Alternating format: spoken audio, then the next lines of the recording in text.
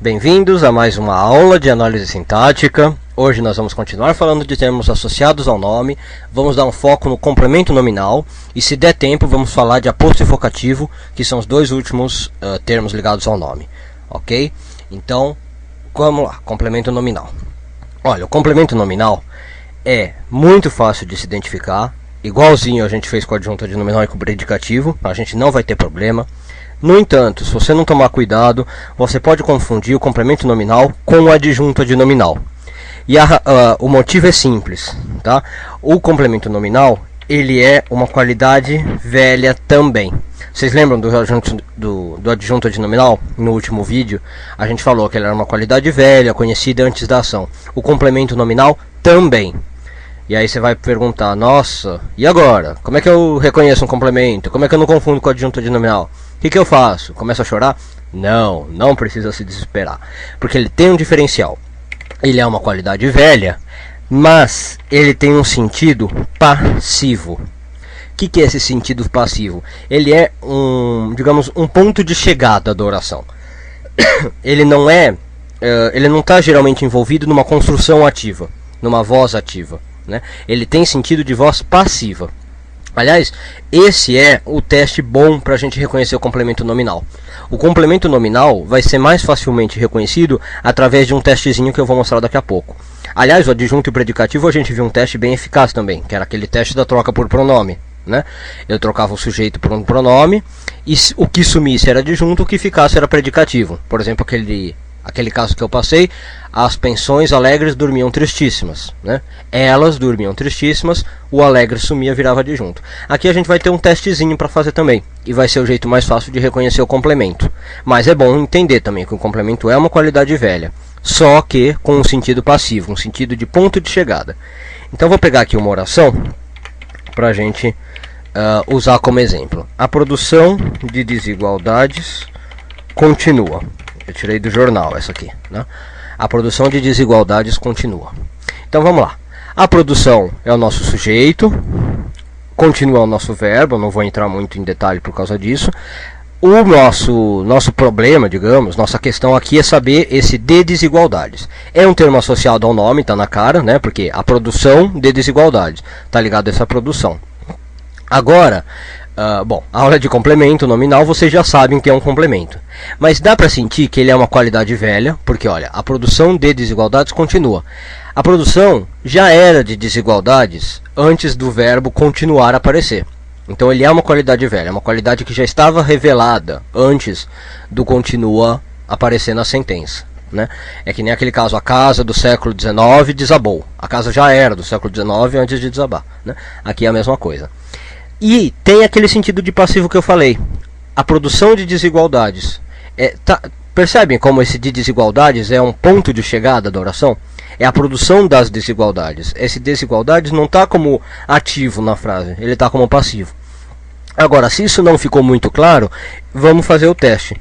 O teste que eu proponho é ótimo, né? O teste que eu proponho para a gente fazer é o teste da transferência do verbo. Que é justamente isso que eu falei, tentar transformar a frase da voz passiva, dessa voz aí que veio, para uma voz mais passiva.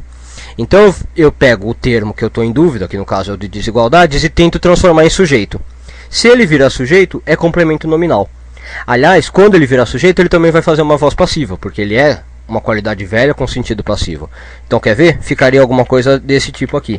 As desigualdades continuam sendo produzidas. Olha lá que legal. Tá vendo? Então, as desigualdades ou de desigualdades virou um sujeito e numa construção de passiva, né? Continuam sendo produzidas. OK? Então, acho que deu para perceber como é que eu reconheço o complemento nominal. Eu faço o teste da transferência do verbo, né? Pego lá a frase, a produção de desigualdades continua, faço o teste, vira as desigualdades continuam sendo produzidas. Então, se o termo é sujeito e ou cria uma voz passiva, ele é o complemento nominal. Ok? Quando eu passei para cá, virou as desigualdades continuam sendo produzidas. Eu quero ressaltar agora como a gente não vai se confundir com a adjunta de nominal. Vou pegar o mesmo exemplo que eu usei no outro vídeo, que era a casa do século. Vou abreviar aqui, né? do século XIX, opa, esse aqui é maior, né? A casa do século XIX desabou. Nesse caso, como a gente já viu, também tem a qualidade velha, né, do século XIX, ele some lá com o teste do pronome, tudo igual. Só que eu não consigo fazer o que eu fiz aqui com o complemento. Eu não consigo criar uma frase desse tipo aqui. Do século XIX, a casa foi desabada, né? Não dá nem para imaginar uma frase desse tipo aqui. Então você vê que quando é um adjunto, eu não consigo fazer o teste da transferência do verbo. Nesse caso aqui, eu não consigo passar o termo para um sujeito e criar uma voz passiva. Então, não tem como eu confundir complemento nominal com adjunto adnominal, apesar dos dois serem uma qualidade velha, tá bom? Então, foquem que no complemento nominal é uma qualidade velha com sentido passivo, mas o melhor jeito de reconhecer não é assim, é pelo teste da transferência do verbo. Bom, então até o momento nós vimos já 3 termos associados ao nome: o adjunto adnominal, os predicativos, que podem ser... Opa! Eu pus tudo errado aqui. Então foram os adjuntos adnominais, os predicativos, que podem ser dos sujeitos ou do objeto, e agora a gente acabou de ver o complemento nominal. Deixa eu limpar isso aqui para ficar mais claro. Isso, então, ó, adjuntos adnominais, predicativos, vou dar um espaço aqui também, e complementos nominais. Na próxima aula a gente vai ver os dois últimos que faltam, que são apostos e vocativos. São bem fáceis, bem tranquilos, e eu já vou começar também com o roteirinho de termos associados ao nome. Lembra que a gente viu um roteirinho para termos associados ao verbo? Eram 5 passozinhos que a gente seguia.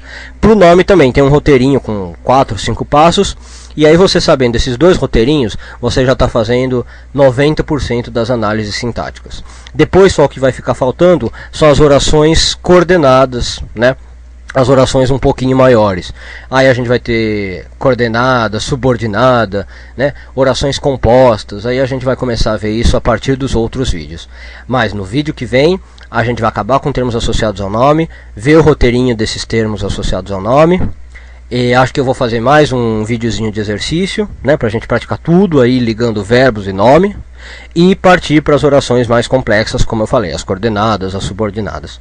Tá ok? Muito obrigado a todos que têm me assistido, muito obrigado pelos comentários que vocês têm feito, por todas as sugestões e críticas e dúvidas que vocês têm mandado para mim. Espero vocês na próxima aula. Até lá!